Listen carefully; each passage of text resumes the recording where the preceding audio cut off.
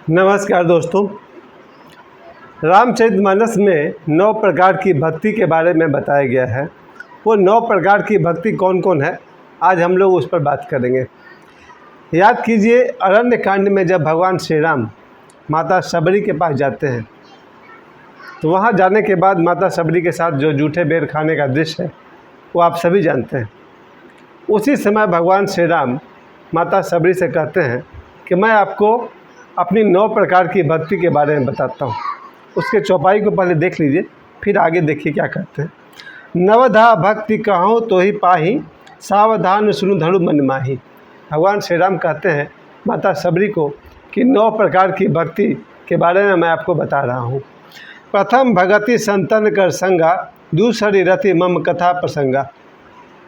यहाँ से शुरू हो गया 9 प्रकार की भक्ति के विषय में। प्यारे दोस्तों, सबसे पहले तो मैं बता दूँ, मेरा नाम सरोज पांडे है और आज हम लोग रामचरितमानस में अरण्य कांड में माता शबरी के पास जब भगवान श्री राम जाते हैं तो वहाँ के सत्कार के बाद भगवान श्री राम कहते हैं कि मेरी 9 प्रकार की भक्ति है, आप उसको सुनिए। जिसमें भगवान कहते हैं प्रथम भगति संतन कर संगा। पहली भक्ति क्या है? संतों का साथ। प्यारे दोस्तों, आप सभी का जीवन का अनुभव है, अगर हम कुसंग करेंगे, दुर्जनों का साथ करेंगे, दुष्टों के साथ रहेंगे तो दुनिया की सारी बुराई मुझ में आ जाएगी और जिसके कारण हमारा जीवन तो खराब होगा ही, बल्कि कभी कभी तो जेल यात्रा भी करनी पड़ती है, मारपीट होती है, हत्या हो जाती है, बहुत कुछ होता है। दुर्जनों का संग क्या क्या नहीं करवाती है, आप सभी को पता है। दुर्जन के संग में ही आदमी का चरित्र पतन हो सकता है, होता ही है। और तरह तरह की बहुत सारे दोष हमें सिर्फ दुर्जन के संगत के साथ मिलते हैं। इसके जस्ट विपरीत में भगवान श्री राम कहते हैं कि प्रथम भक्ति है संतन का साथ। आप याद कीजिए, जीवन में जिन लोगों को भी संतों का साथ मिल जाए, संत का अर्थ भगवान ओशो कहते हैं, संत मतलब जो सत्य को उपलब्ध हो गया, जिसने सत्य को जाना, सत्यम शिवम सुंदरम। आप जिन किसी संतों का नाम जानते हो, जैसे मेरे लिए देवरा बाबा हैं, ओशो हैं, और जो भी संत हैं जिन्होंने सत्य के मार्ग पर चला और सिद्धि पाई, भगवान महावीर हैं, बुद्ध हैं, ऐसे लोग की संगति को भगवान राम प्रथम भक्ति कहते हैं। और दूसरी भक्ति कहते हैं दूसरी रति मम कथा प्रसंगा। दूसरी भक्ति कहते हैं भगवान श्री राम की कथा, जो राम कथा हो या कोई भी धार्मिक कथा हो, उसमें जो हमारा रुचि है, यह है दूसरी भक्ति। याद कीजिए, हमारे ज़माने में शाम के समय में जो मेरी दादी हुआ करती थी या रात के समय मेरे पिताजी हुआ करते थे, वो मुझे रामचरितमानस सुनाया करते थे या और भी भगवान कृष्ण की कहानी भी सुनाते थे। एक समय था पुराने ज़माने में, दादा दादी या माता पिता, हमारे परिवार के कोई भी बड़े सदस्य बच्चों को धार्मिक कथाएं सुनाते थे। या आज भी हम जहाँ रहते हैं वहाँ के जगह पर मंगलवार को सत्संग होता है, गुरुवार को सत्संग होता है, शनिवार को सत्संग होता है। आज हम लोग पाथरडी में जहाँ रहते हैं, यहाँ एक विशेष मंडली है जिसका मैंने नाम भी रखा है, रामायण मंडली। और रामायण मंडली सप्ताह में लगता है कि रविवार, मंगलवार, गुरुवार, शनिवार, इन 4 दिनों में विशेषकर कहीं ना कहीं राम कथा यानी कि रामचरितमानस, श्री रामचरितमानस का पाठ होते रहता है। कथा को सुनना भगवान राम कहते हैं दूसरी भक्ति है। इसके बाद भगवान राम आगे कहते हैं तीसरी भक्ति की बात होती है। तीसरी भक्ति है अभिमान रहित होकर गुरु के चरण कमलों की सेवा। यहाँ बात करते हैं कि गुरुपद पंकज सेवा, तीसरी भक्ति अमान। भगवान राम कहते हैं गुरुपद पंकज सेवा, तीसरी भक्ति अमान, चौथी भक्ति मम गुण गण, करई कपट तजिगान। आप लोग ध्यान दीजिएगा, अरण्य कांड का ये जो हम चौपाई पढ़ रहे हैं, चौपाई नंबर 3, 4, यानी कि अभी शुरू ही हुआ है, नहीं 34 के बाद आप ध्यान देंगे कि जो दोहा 34 है, 34 के बाद से मैं पढ़ रहा हूँ। यहाँ कहते हैं गुरुपद पंकज सेवा, तीसरी भक्ति अमान। भगवान राम कहते हैं तीसरी भक्ति है गुरु की सेवा। जिनके जीवन में भी सदगुरु का आना हो गया है, सदगुरु से मिलना हो गया है, हम जो अपने गुरु की सेवा करते हैं, गुरु की सेवा हरि की सेवा ही है, गुरु की सेवा ईश्वर की सेवा ही है। और मेरा दुर्भाग्य देखिए, मैंने ओशो को अपनी आँखों से देखा भी नहीं है, मैं ओशो की सेवा बिल्कुल नहीं कर पाया। मैंने देवरा बाबा को भी नहीं देखा है, मेरे प्यारे गुरु डॉक्टर न्यायदत्त श्रीमाली जी, उनको भी मैंने अपनी आँखों से नहीं देखा है। तो मैं इनके जो भक्त हैं उनकी सेवा कर पाया हूँ। लेकिन मुंबई के वसई में एक हैं परमहंस राहुलेश्वरानंद जी, उनकी मैंने सेवा की है, उनके मैंने चरण दबाए हैं, जो कुछ बन पड़ा मैंने उनकी सेवा की है। तो भगवान राम कहते हैं तीसरी भक्ति है गुरु की सेवा। और चौथी भक्ति की बात करते हैं, चौथी भगति मम गुण गण करई कपट तजिगान। चौथी भक्ति कहते हैं प्रभु का गुण गाना। आप भी जैसे आपके सामने लोगों ने कथा सुनाए, उसी तरह से आप भी जब किसी से मिलिए, अपने मित्र से मिलिए, अपने बच्चों से मिलिए, स्टूडेंट से मिलिए, तो आप प्रभु की गाथा गाएं। यानी कि आपको ने जो सद्गुण भगवान राम में देखे हैं, जो सद्गुण आपने भगवान कृष्ण में जाना है, उसका हम लोग को प्रशंसा करनी चाहिए कि भगवान शिव में ये गुण था, भगवान राम में ये गुण है, था नहीं कहना चाहिए, भगवान कृष्ण में ये गुण है। यानी कि चौथी भक्ति होता है भगवान के गुण की प्रशंसा करना। आपने अभी तक देख लिया, पहला गुण, पहली भक्ति सत्संगति, संत संगति। दूसरी भक्ति कथा प्रसंग करना, और तीसरी भक्ति गुरु की सेवा, और चौथी भक्ति गुण समूहों का गान, यानी कि ईश्वर के गुणों की प्रशंसा करना। अब बात आती है पांचवी भक्ति की बात। अब आगे आती है मंत्र जाप मम दृढ़ विश्वासा, पंचम भजन सो वेद प्रकाशा। ये बहुत ही फेमस चौपाई है कि मंत्र जाप मम दृढ़ विश्वासा, पंचम भजन सो वेद प्रकाशा। भगवान राम कहते हैं मंत्र जाप ये भी भक्ति है। 9 भक्ति में से 5वें भक्ति का नाम है मंत्र जाप। मंत्र जाप के विषय में आप सभी जानते हैं कि लगभग सभी गुरु कोई न कोई विशेष मंत्र अपने शिष्य को जपने के लिए कहते हैं। ज़्यादातर तो दीक्षा के समय जो गुरु मंत्र देते हैं वो गोपनीय होता है, लेकिन प्रभु श्री राम का नाम राम यही महामंत्र है। बस 2 अक्षर रा और म। राम 2 अक्षर इतना बड़ा महामंत्र है कि इसकी प्रसन्नता में तो मैं पूरा एक एपिसोड ही बना डालूँगा। और आप सभी जानते हैं कि कुछ मंत्र जो हैं वो बहुत ही सभी के लिए है, जैसे गायत्री मंत्र, ओम नमः शिवाय, ओम नमो भगवते वासुदेवाय, ओम राम रामाय नमः। इस तरह के कुछ मंत्र हैं जो सभी के लिए है, जन साधारण के लिए है। लेकिन जब गुरु अपने शिष्य को दीक्षा देते हैं तब कोई विशेष मंत्र देते हैं। और मैं तो ओशो का शिष्य हूँ, मैंने ओशो से सीखा है किसी भी मंत्र का अगर लगातार उच्चारण किया जाए 11,000 बार, 1.25 लाख बार, 1.25 करोड़ बार, तो मंत्र जाप से आपके भीतर कुछ शक्ति का उदय होता है और उस शक्ति से तरह तरह की घटनाएं घटने लगती है, जिससे पहले इंसान को, साधक को ध्यान साधना करके अपने मन पर कंट्रोल करना चाहिए। ये बात बाद में आने वाली है। तो अभी मैं कहना चाहता हूँ कि मंत्र जाप ये 5वीं भक्ति है। चाहे आप भगवान राम का मंत्र जपें या ओम नमो भगवते वासुदेवाय का मंत्र जपें, किसी भी मंत्र का जाप ये 5वीं भक्ति है। अब आगे बढ़ते हैं हम लोग 6ठी भक्ति की तरफ।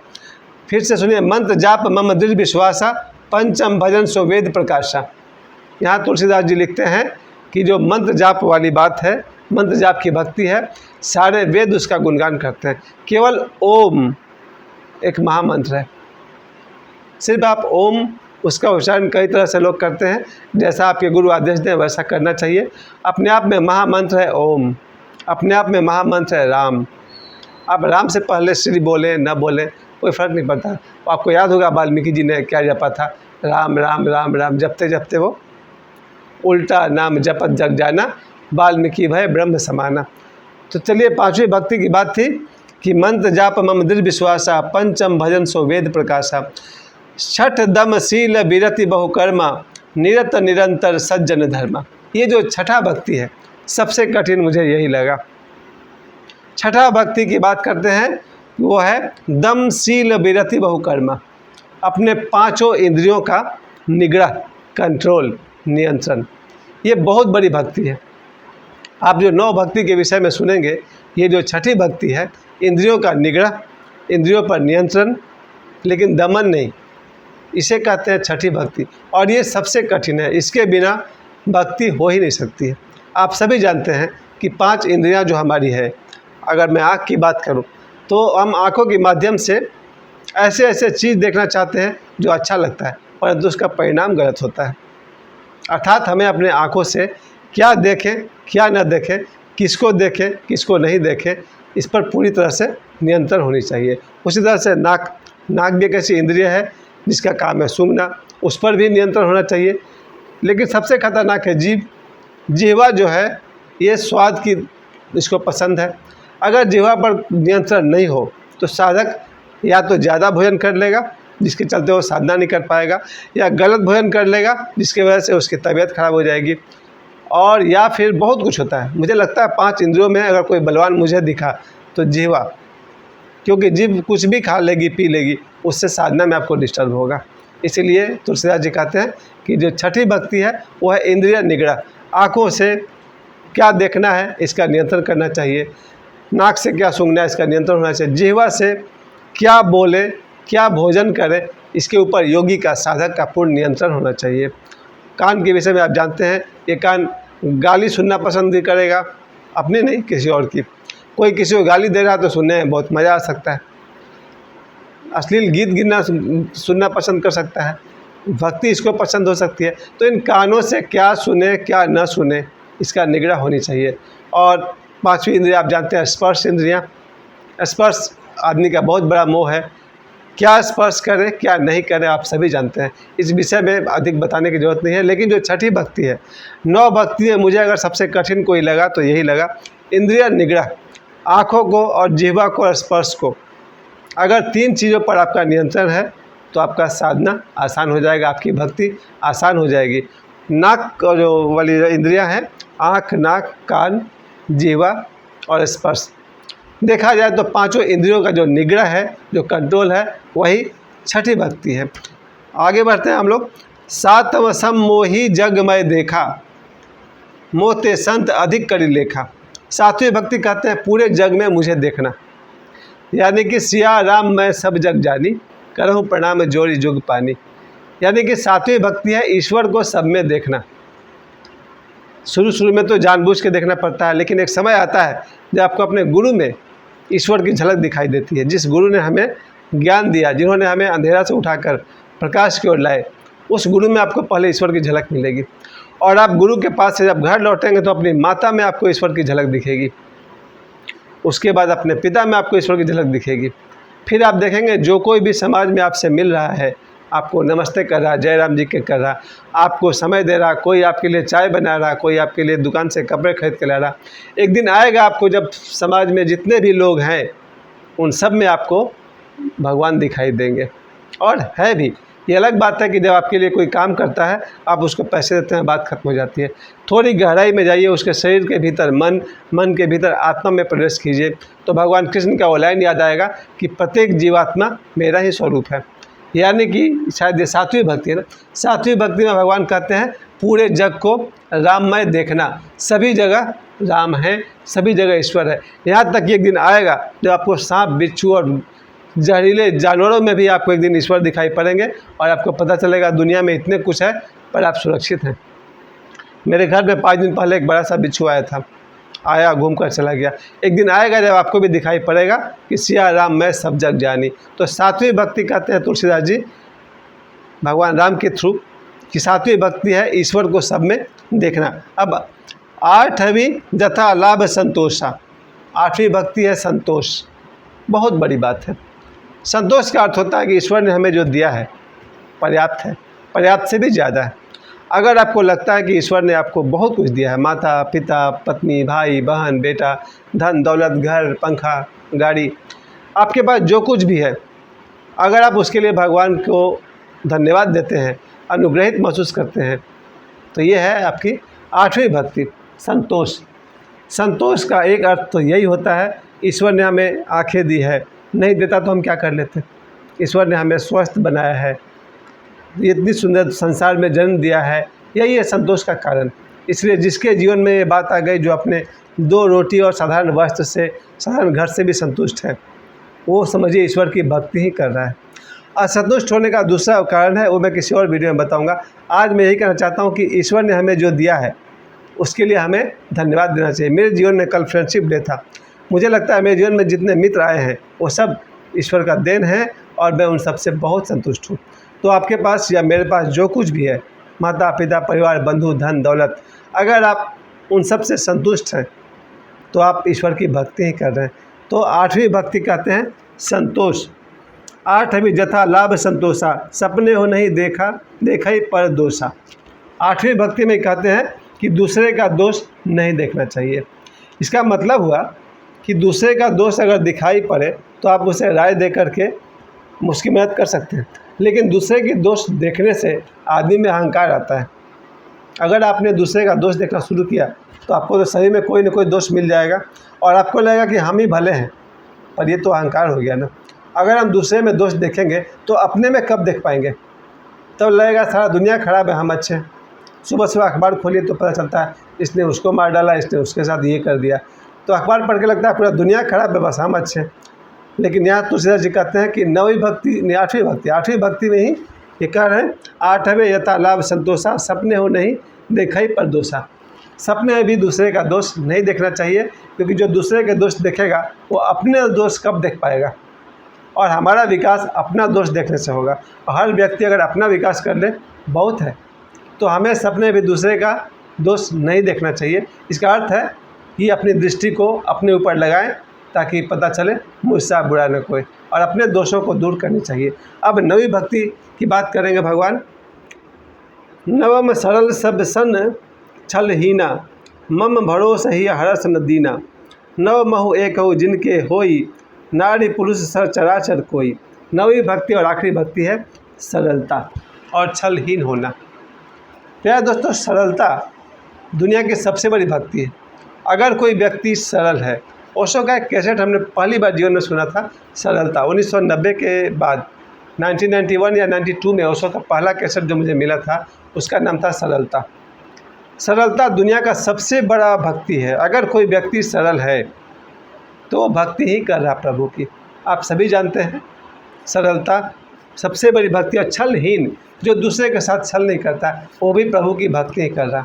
इस प्रकार से आज आपने देखा सोमवार को, आज सोमवार 7 अगस्त 2023, मेरे एक दोस्त है जिसने कहा था भाई नाम मत लो यूट्यूब पर उन्होंने कल रात को मुझे प्रेरित किया कि तुलसीदास जी ने जो 9 प्रकार की भक्ति की बात कही है, वो 9 प्रकार की भक्ति क्या है। तो मैं उसके प्रश्न के उत्तर में आप सभी दर्शकों को मैं फिर से याद दिला दूं, मेरे लगभग 2500 सब्सक्राइब्स हैं और 6,50,000 व्यूज़ हैं। आप सभी को मेरी तरफ से ये गिफ्ट है। आज आपको मैंने 9 प्रकार की भक्ति की बात की है कि रामचरितमानस में 9 प्रकार की भक्ति क्या है। एक बार उसको एक वर्ड से हम लोग लेके चलते हैं।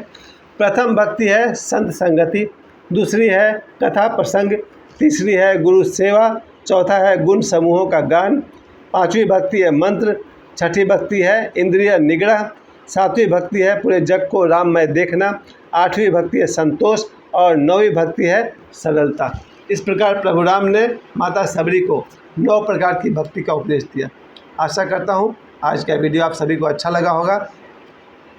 अच्छा लगे तो शेयर भी कर लीजिएगा और आप सभी को मुझे समय देने के लिए बहुत बहुत धन्यवाद।